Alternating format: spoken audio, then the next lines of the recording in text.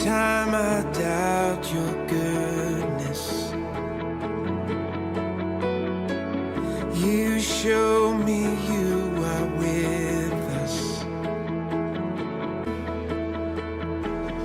What a good God, bringing me back to life, opening up my eyes, God of every blessing, standing by my side, calling me by name.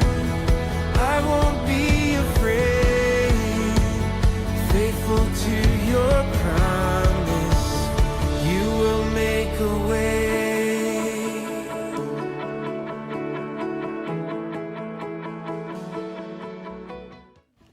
So what I'd like you to do is just imagine a scene. Now, in this scene that I see in my head, it's hot. We're in a desert, and the sun is like beating down, and it's dry, and it's dusty, and you're actually kind of looking up at kind of a craggly, rolling hill, and you can see a cave. And the cave is in the distance. You're maybe a couple hundred meters away from it.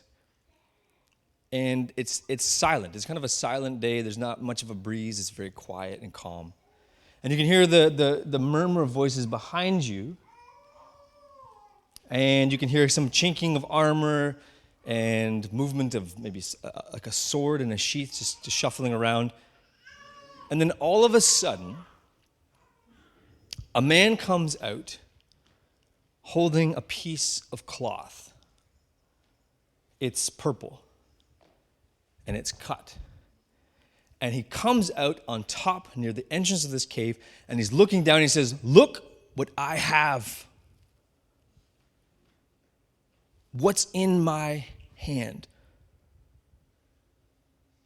And his eyes are filled with tears, and he's sad, and he's shaking, and he's yelling down at a man named Saul, the king.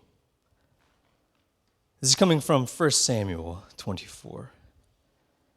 David stood at the mouth of the cave and called down to Saul, "My master, my king." Saul looked back, looking up. He could see this mouth of the cave. He could see kind of the hillside. Saul's face was one of shock. He had no idea anyone was there. He thought he was alone with just his men. It was just a random spot in the middle of the wilderness. And here he was, and David, who was on this kind of higher precipice here, fell to his knees and bowed in reverence. He called out, "Why do you listen to those who say, 'David is out to get you'? This very day, with your very own eyes, you have seen just now in the cave that God put you in my hands. My men wanted to kill you, but I wouldn't do it. I told them that I wouldn't lift a finger against my master. He's God's anointed. Look at this. Look what I cut from your robe. I could have killed you, but I didn't. Look at the evidence. I'm not against you. I'm no rebel. I haven't sinned against you, and you're hunting me down to kill me. Let's decide which of us is right. God may avenge me, but it is in his hands, not mine. An old proverb says, evil deeds come from evil people. Be assured, my hands won't touch you." What does this king of Israel think he's doing? What do you think you're chasing? A dead dog, a flea? God is our judge. He'll decide who's right. Oh, that he would look down right now, decide right now, and set me free of you. Saul was a king of Israel. And at this point, Saul was what we could call the failed king of Israel. Saul was the first king of Israel, and a king that was kind of born out of chaos. A king that was born out of conflict. You see, if we go way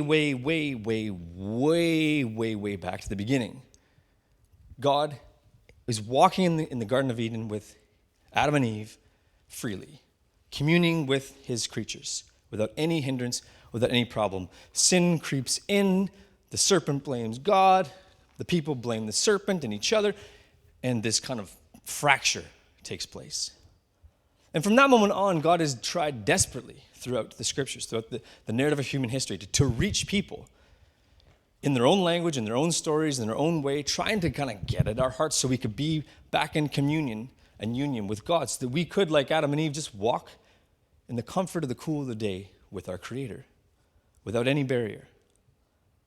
But there's all kinds of things in the scriptures where people just do their own thing.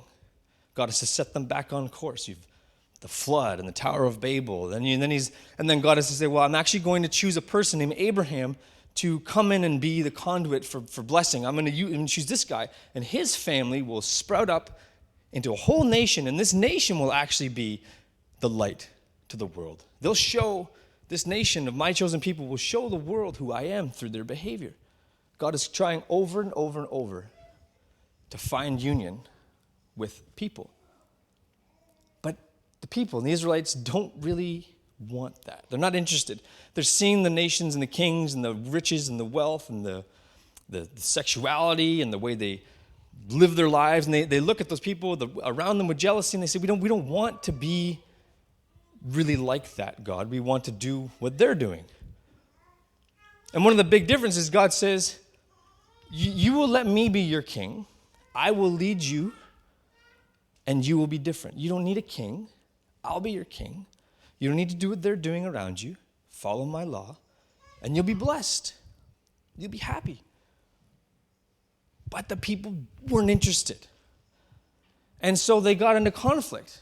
And so God says, okay, I'll send you some judges.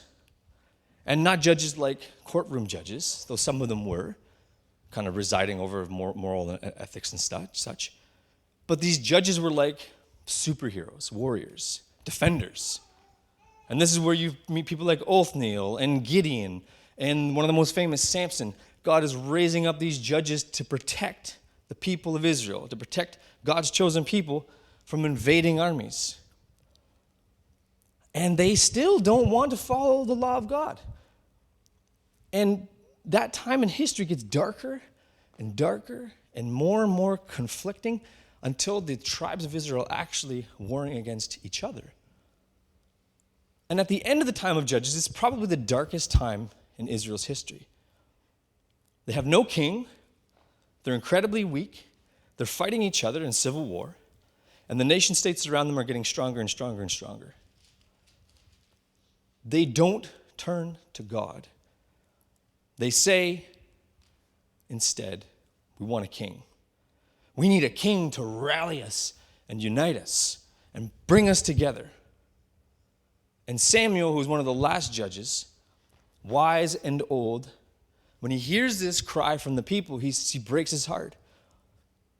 And he says, what? A king? You don't get it. You've totally missed the boat here. And God says, give them a king. They've been rejecting me as king for centuries. Give them a king. And so the people and God and this premature idea that they weren't ready for, they look out and they find this guy named Saul.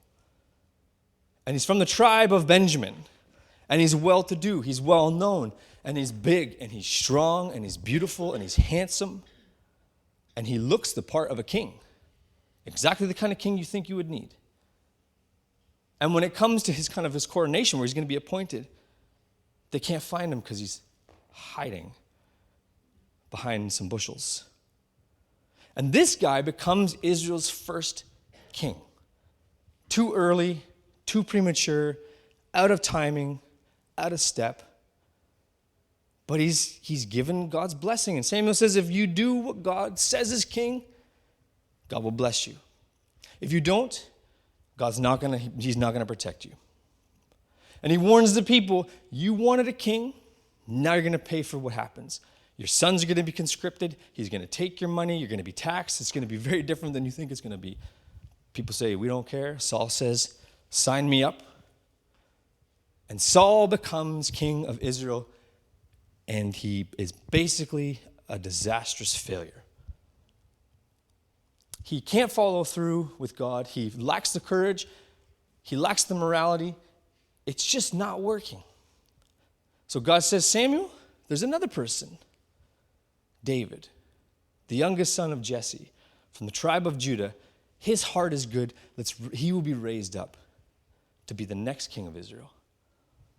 Now, David is the guy who kills Goliath, and David is the guy who fights the bear, and David is the shepherd king.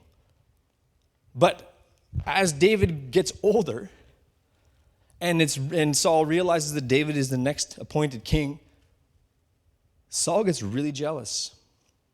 And he literally takes to hunting him down.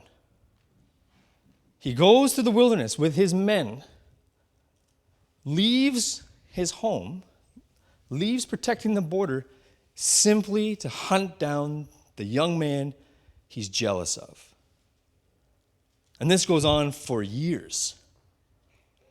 And then one day, David is hiding in a cave with some of his men, like a fugitive. And Saul just so happens to come into the very same cave to go to the bathroom. And David's men see him. They say, "What on earth? God has literally brought this man to you in the darkness of a cave. And he's going to the bathroom. Kill him. You'll never be given an easier chance to take out your enemy. Go for it." Saul's doing his thing. David slinks over like a cat, brings out his knife, but he can't do it. So he cuts off a piece of his robe. Saul leaves. David is moved. I'm sure he's shaken. I've never killed the person before, but I imagine you don't feel good when you're about to do it. His adrenaline's probably pumping. He's probably like sweating and, nervous. He's probably like, "Oh boy, that was a really weird experience." He's trying to process on the fly. What just happened? Did I just disobey God by not killing Saul? Did I obey God by not killing Saul? Saul gets up and he leaves. He goes down back to his men, and then David is moved. He's compelled to confront Saul and hold up this piece of cloth. "I could have killed you, but I didn't." Saul sort of repents at this moment. He realizes how vulnerable he was. But Saul being Saul, he's wishy-washy, he's flippy-floppy, and he returns to being a bad king. And eventually Saul fails in battle, and eventually Saul suicides. He falls on his own sword, and his reign is over. And it's a failure. His kingship is nothing more than a failure of inconsistency, immorality, jealousy, mismanagement. And it's a weird name to call your Hebrew son. I don't know many Sauls, but it's a weird name choice. Think of a big failure in your family lineage or our nation's history. Would you choose that name for your child? Maybe. But there was a little boy born in Tarsus, and his Hebrew parents decided to name their son Saul. Kind of an odd name. When these two Hebrew parents, 1,500 years later, hold their baby boy from the tribe of Benjamin in Tarsus, they look down at their boy and they say, "We're going to name him Saul. Saul of Tarsus, of the tribe of Benjamin." And it's interesting because Saul of Tarsus has a lot in common with his namesake. Saul of Tarsus is from a well-known family. He's from a wealthy family. He's trained, he's educated. He grows up in the school of the Pharisees, and he's one of those people that you caught early on that, boy, you're smart, Saul of Tarsus. You read well, you speak well, you're highly intelligent. There's like a fieriness about you, Saul, and this young man becomes a higher-ranking student. And in the school of the Pharisees, he actually kind of climbs up to be in the school of Gamaliel, who was the leading Pharisee in all of Israel and all of Hebrew thought and culture. He's taught by the very, very best. He's a protege of the very, very best. That's how smart Saul of Tarsus is. But Saul of Tarsus is a lot like his namesake in that he can't quite see what's happening in front of him. And like Saul, the king, there's an old man in his life, Samuel, who gave a warning to King Saul. Samuel says to King Saul, don't get in God's way. Go with the flow. Trust God where he's leading you, and you'll be blessed. If you pursue your own vanity and you pursue your own stuff, you're going to be cursed. It's not going to work. It's not going to work out for you. But King Saul doesn't heed Samuel's warning. And Saul of Tarsus doesn't heed Gamaliel's warning. Because when Saul was now probably in his 30s or 40s, this movement had come afoot. These Jesus followers, these Christians, these Christ-like people who are part of the way. There's this idea bubbling up in Jerusalem that this prophet, Jesus, had done all these great things, and a lot of people recognize him as akin to an Old Testament prophet, but now they're saying more radical things, like he came back from the dead. Well, people don't do that. People don't rise out of their tombs. And they're saying crazy things like this Jesus who rose out of the tomb was actually the Messiah. He's the chosen one of God to lead Israel out of darkness. But that's not quite right, because this Jesus never held a sword. He never called anybody to arms. He never even tried to enter the palace. He never confronted Caesar. He never said anything about politics. Saul of Tarsus is not impressed with Jesus. Saul of Tarsus is actually so smart, and he's so politically aware of what's happening. Saul says, if these Jesus followers aren't stopped, we're in serious trouble.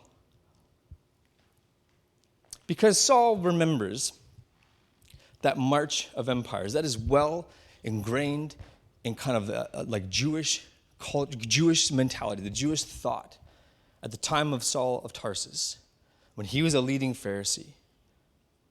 This idea of being separate from culture and preserving God's way was so ingrained in their mindset, and with reason.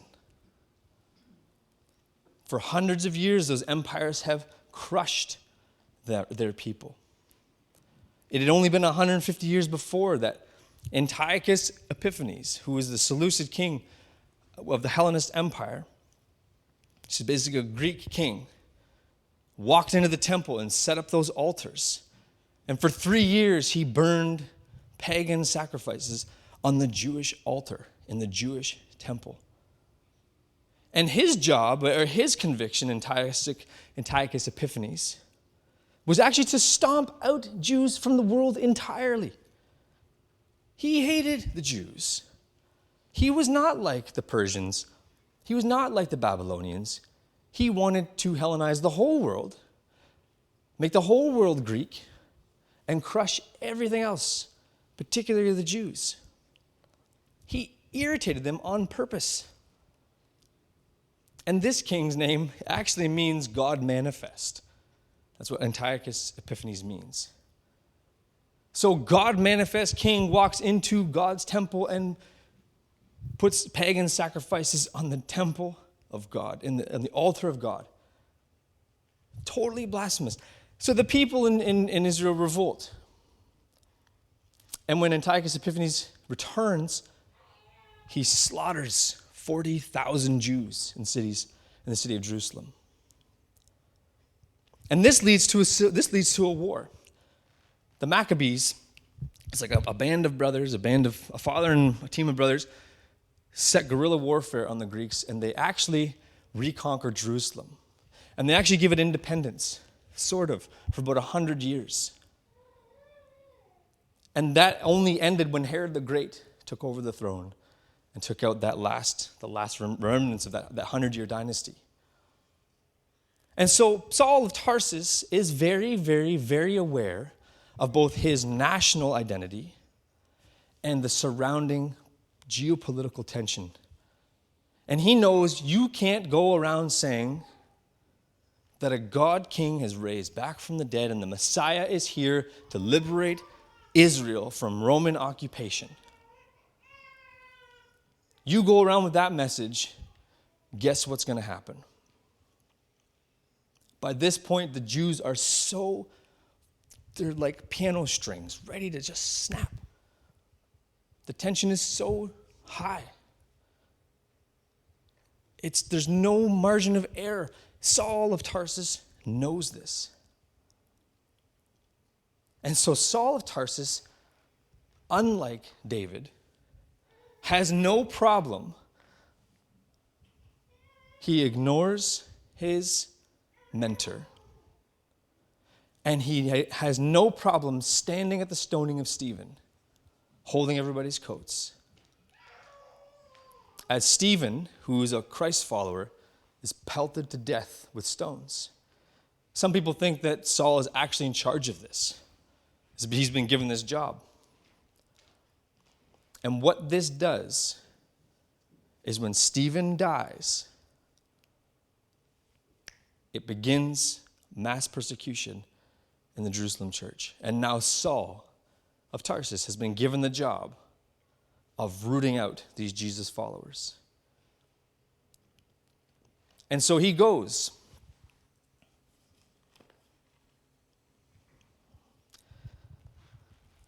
Luke says he goes wild. Saul just went wild, devastating the church, entering house after house after house, dragging men and women off to jail. And he's specifically targeting the Greeks, the Greek Jewish converts who now profess Jesus. And he's rooting them out with the backing of the Sanhedrin, the Pharisaic movement, and the high priest and the guard. He roots out the early Christians. Because like his namesake, Saul can't see what God is actually trying to do. There's always parallels in the biblical scripture. There's always stories that you can say, ooh, that sounds really familiar. And that's not an accident. Some of that's on purpose. And this story really strikes me as really, really familiar. That there's something happening, there's conflict happening, something's not working. It's not going the way we thought it would go. And God's actually breathing some new life into a new direction. And there's some people who see it, and they give wise words, and they're usually differentiated. They're not anxious. They're calm, and they say, I think you shouldn't get in the way of what God is doing, because I think this is where God is leading. And there are others who say, no. I'm going to preserve what I have. I'm not going to make amends. I'm not going to take responsibility for where I failed. I'm not going to see where God is. I'm not even going to validate the humanity in others. I'm going to stand firm in my convictions, and I'm going to fight. And they go against the stream of what God is doing. And there's often those people that are kind of the martyrs who stand as people of peace and say, this is where God is going. Here's the warning. Here's the resistance. I'm here to be a person of peace. David doesn't pick up the sword. He doesn't stab his king. Stephen doesn't, as the stones are hailing down on him, he doesn't say, how dare you? You're so wrong. You'll see in the end. He says, forgive these people for what they're doing. Stephen, David, people of peace. The Sauls totally missed the mark. And Saul of Tarsus wanted desperately, in his mind for good reasons, to snuff out what God was actually doing, to block that stream, that flow. And what he saw were just a couple of sparks. Boy, if we root this out fast enough and efficiently enough and scare enough people, they'll stop talking about Jesus. But the opposite thing happened. He actually pushed them out of the city of Jerusalem. And those sparks actually just flew into the wider world. And those people weren't afraid of Saul. They weren't afraid of persecution.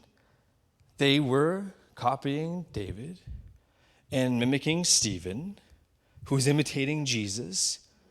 And they take that peace that Jesus gave through his Spirit, and they took it wherever they went. And so you can hunt us down if you want, but we're not going to stop spreading the message of Jesus. And so this spark spreads out farther, outside of this Jewish area, outside of Jerusalem. And it only took a few sparks to set this grass on fire.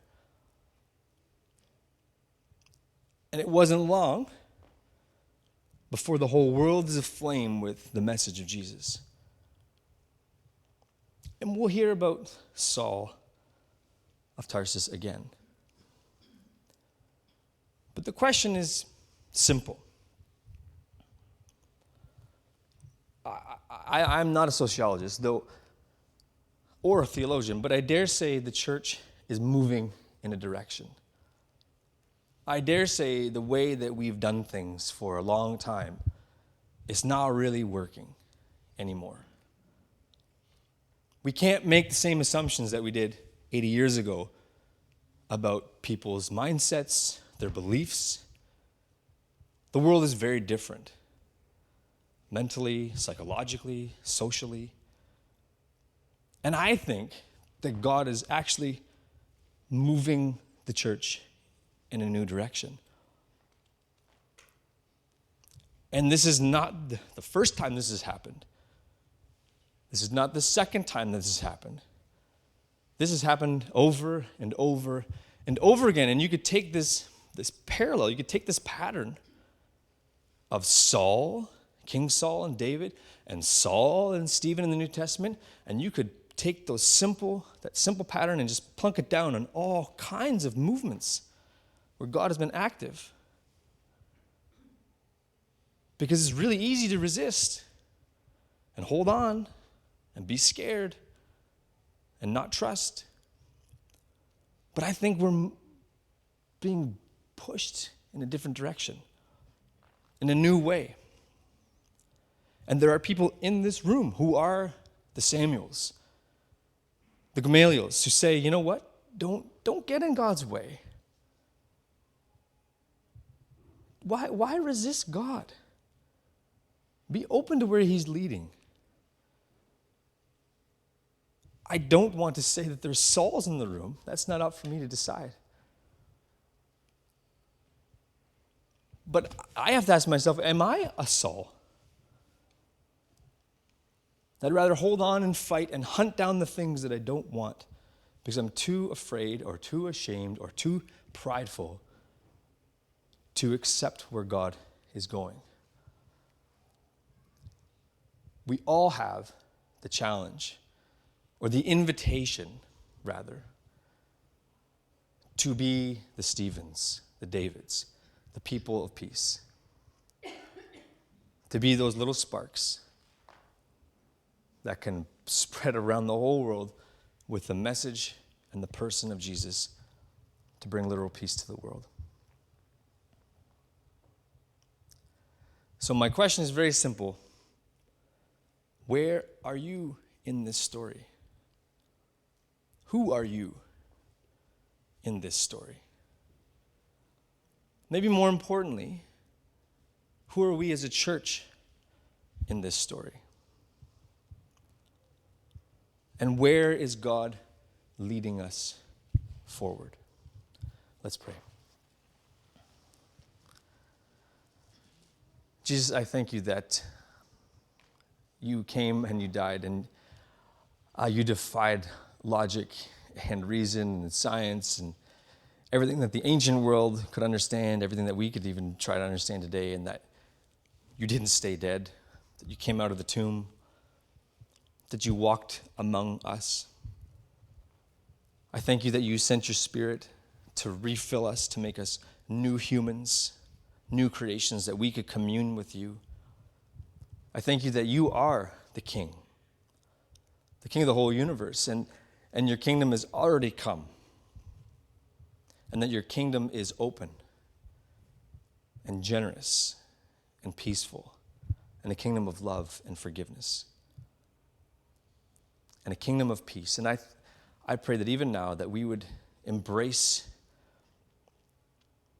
our calling and our invitation to be people of peace in your kingdom.